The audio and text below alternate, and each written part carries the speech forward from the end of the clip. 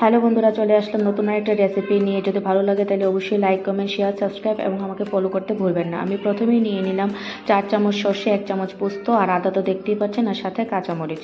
তো আমি এগুলোকে 10-15 মিনিটের মতো ভিজিয়ে রাখবো যাতে পোস্ত আর সর্ষেগুলো নরম হয়ে যায়। তার ফাঁকে আমি মাছগুলিকে ম্যারিনেট করে নেব। ম্যারিনেটের জন্য নিয়ে নিলাম হলুদ, নুন আর সরষের তেল। ম্যারিনেট করা খুবই দরকার, তাতে মাছের টেস্টগুলো ভালো হয়।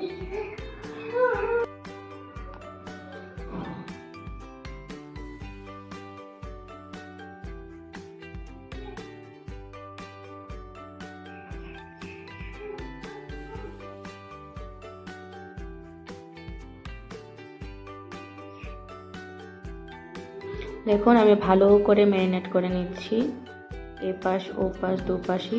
তারপর আমি দুটো কলা পাতা নিয়ে নিলাম। এগুলোকে প্রথম আমি তাওয়ার মধ্যে এইভাবে ছেঁকে নিলাম যাতে কলা পাতার উপরে ময়শ্চারাইজিং